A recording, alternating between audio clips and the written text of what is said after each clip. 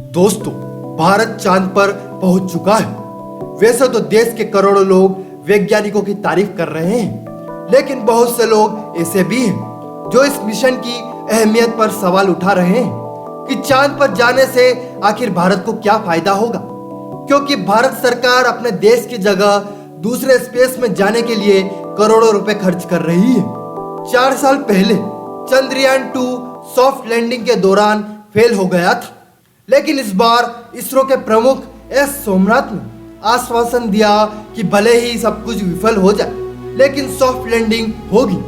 आपको क्या लगता है, जब चंद्रयान 3 मिशन का अनाउंसमेंट हुआ था, तब अचानक रशिया ने भी लूनार 25 मिशन को क्यों लॉन्च कर दिया? चंद्रयान 3 को 41 दिन लग गए चांद पर पहुंचने में, लेकिन रशिया का लूनार 25 मिशन 10 दिनों में ही चांद पर भारत के पहले लैंड करना चाहता था। रशिया भारत को दिखाना चाहता था कि वह हमेशा हमसे आगे रहेगा, लेकिन आज सब जानते हैं कि लूनार 25 मिशन क्रैश हो चुका है। वहीं दूसरी तरफ विक्रम लैंडर ने सॉफ्ट लैंडिंग कर ली है। आखिर क्यों जीतना चाहता था रशिया? दरअसल भारत से पहले सिर्फ 3 देशों ने ही चांद पर सॉफ्ट लैंडिंग की है। सॉफ्ट लैंडिंग का मतलब है लैंडर को बिना कोई चोट पहुंचाए सुरक्षित चांद की धरती पर उतारना। आज तक केवल रशिया, यूएस और चाइना ही ऐसा कर पाए हैं, लेकिन अब भारत ने भी अपना नाम इस लिस्ट में दर्ज करा लिया है। भारत से पहले बाकी के जितने भी देश थे, इन तीनों बड़े देशों से ही अपने सैटेलाइट मिशन, स्पेस मिशन बनवाते थे, जिसके बदले में उन्हें ढेर सारे रुपए दिए जाते थे।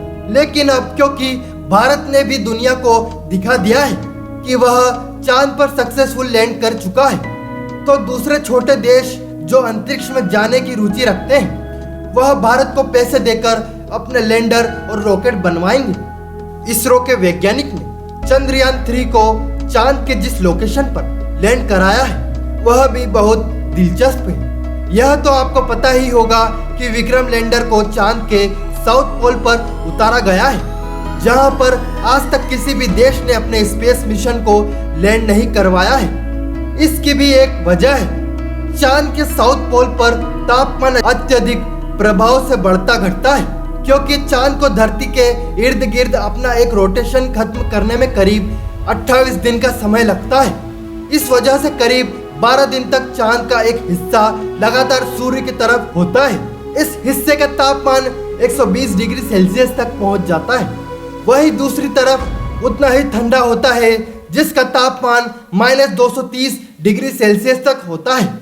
अब चांद का साउथ पोल वह जगह है जो इन दोनों के बीच में आता है। अगर विक्रम लैंडर बहुत तेजी से अपनी लैंडिंग साइट पर लैंड हुआ होता, तो एक थर्मल शॉक जनरेट हो सकता था। यह थर्मल शॉक विक्रम लैंडर को चकनाचूर कर देता, लेकिन इसरो के वैज्ञानिकों ने बहुत ही विस्तार से लैंडिंग साइट की जांच की और ग्रीन लाइट मिलने के बाद ही विक्रम लैंडर बहुत धीरे धीरे थ्रस्टर की मदद से लैंड करवाया। अब थ्रस्टर को अपनी फुल पावर से इस्तेमाल करने के लिए भी इसरो के वैज्ञानिक ने एक बहुत ही बुद्धिमान तरीका लगाया। 14 जुलाई को जब चंद्रयान 3 मिशन लॉन्च हुआ था, तब उसने सबसे पहले पृथ्वी के चारों ओर 5 बार चक्कर लगाए और हर चक्कर के साथ उसने अपना ऑर्बिट धीरे धीरे ऊपर किया। इससे हुआ ये कि वो चांद की तरफ बिल्कुल एक गुलेल की तरह उड़ गया। डीप स्पेस में जाने का यह तरीका बहुत सारे पैसे और फ्यूल दोनों ही बचाता है। एक बार जब विक्रम लैंडर मून के ऑर्बिट में पहुंच गया, तो उसके पास एक्स्ट्रा फ्यूल था, जिससे कि लैंडर के थ्रस्टर को फुल पावर के साथ बिना डरे इस्तेमाल किया जा सकता था। वहीं दूसरी तरफ अगर रशिया के लूनार 25 मिशन की बात की जाए, तो उन्होंने एक बहुत ही पावरफुल और महंगे रॉकेट का इस्तेमाल किया था, जिसकी मदद से वह 6 ही दिनों में चांद के पास पहुंच गए। लेकिन प्रबल्सन मैनुअल में गलत कैलकुलेशन की वजह से वह सीधा लूनार सरफेस से जा टकरा गया। पिछली बार की तरह इस बार भी कम्युनिकेशन सिस्टम में प्रॉब्लम ना आए, इसलिए विक्रम लैंडर को धूप में खड़ा रखा जाएगा, ताकि सोलर पैनल से वह लगातार इंफॉर्मेशन को इसरो तक भेजते रहे। इसी बीच प्रज्ञा रोवर लगभग 14 दिनों तक चांद की सतह पर यहाँ वहाँ घूमेगा और जरूरी डाटा कलेक्ट करेगा। ऐसा समझ लीजिए कि अभी यह मिशन आधा ही पूरा हुआ है। अगर चंद्रयान 3 पूरी तरह से सफल हो जाता है तो हम पृथ्वी की क्रिएशन से लेकर रिवॉल्यूशन की थ्योरी को दिखा सकते हैं।